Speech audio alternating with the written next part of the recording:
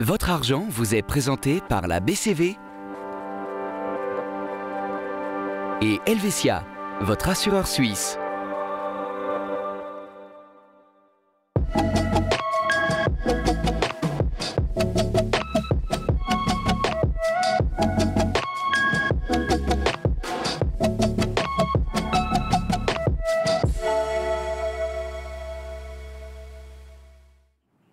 Bonjour à toutes et tous et bienvenue dans ce nouveau numéro de Votre Argent. Aujourd'hui, nous parlons de déménagement, quelque chose qui risque de vous arriver plusieurs fois au cours d'une vie, qui est plutôt stressant et qu'il faut bien planifier. Alors justement, à quelles assurances faut-il souscrire pour éviter les dégâts que l'on pourrait causer, mais aussi ceux que l'on pourrait subir? C'est ce qu'on va voir avec notre conseiller du jour. Il s'agit de vous, Johannes Lometto, conseiller client chez Helvetia Lausanne-la-Côte. Bonjour Mélanie. Bonjour Johannes, merci d'être avec nous.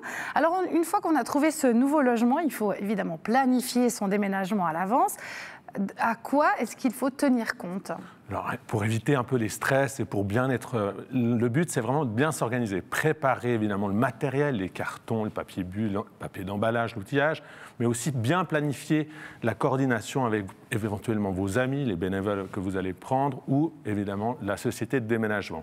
Informer le voisinage des éventuelles nuisances qui pourraient occasionner votre déménagement et aussi, petit conseil, demandez votre jour de congé auprès de votre employeur car vous en avez le droit. Alors, lors du remplissage des cartons, on le sait, il peut y avoir de la casse, les choses peuvent vite devenir relativement chaotiques. Quelles précautions est-ce qu'il faut prendre ? Alors, comme je l'ai un peu sous-entendu, au niveau personnel, donc bien emballer ses affaires, ça c'est évident, scotcher les tiroirs, peut-être démonter les meubles pour que ça soit plus facile, ça c'est important. Mettre les clés de côté, parce que c'est un moment où on perd les clés. Et puis, au niveau de l'entreprise de déménagement, il faut bien vérifier qu'ils sont titulaires d'une responsabilité civile entreprise, car ils seront responsables des éventuels dommages qu'ils causeront lors de... Alors justement, responsable des dommages causés au mobilier, qui est responsable de ça lors d'un transport de déménagement ? Alors au niveau personnel, c'est soi-même. On peut inclure une prestation complémentaire dans son assurance ménage qui est l'assurance all risk, qui va rembourser les dégâts qu'on fera à la valeur de remplacement. Et autrement, si c'est des amis, ça sera leur responsabilité civile privée qui prendra les frais à leur charge. Et puis au niveau de l'entreprise, comme je vous l'ai dit, très important que l'entreprise ait une responsabilité civile qui prendra en charge les dégâts et faire bien attention de ne pas signer un contrat ou un rapport d'intervention si les dégâts ne sont pas spécifiés sur ce document. Alors, on quitte un logement, on arrive dans un nouveau logement, donc il y a deux lieux qui sont importants.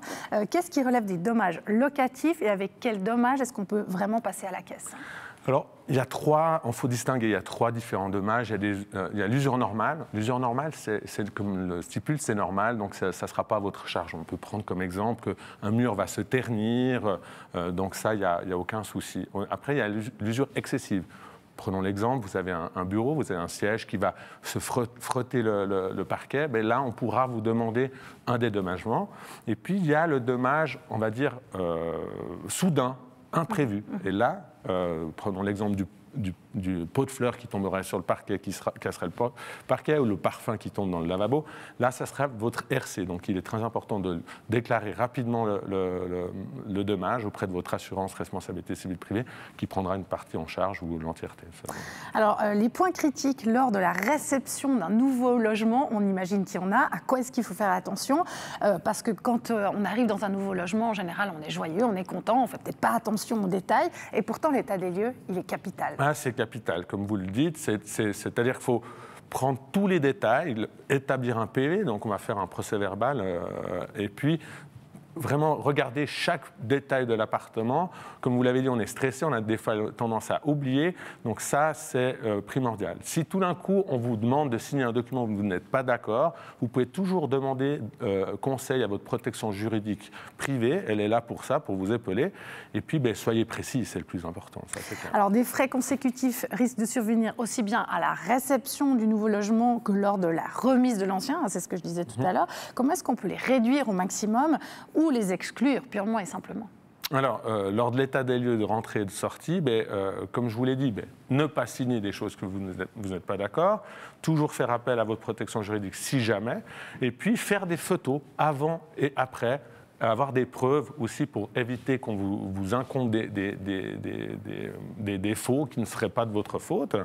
Et puis, après, ce qui est important, de savoir que vous avez 30 jours. Si vous, d'un coup, vous rentrez dans un appartement et que vous vous rendez compte qu'il y a un défaut que vous n'aviez pas vu lors de l'état des lieux, vous pouvez toujours l'annoncer dans les 30 jours.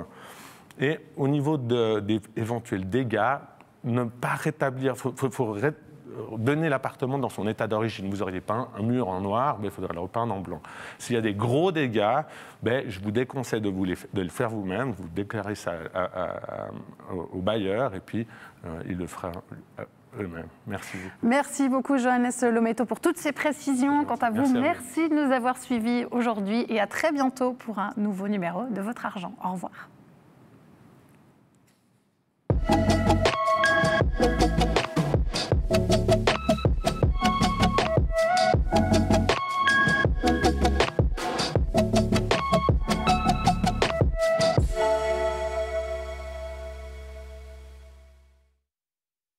Votre argent vous est présenté par la BCV et Helvetia, votre assureur suisse.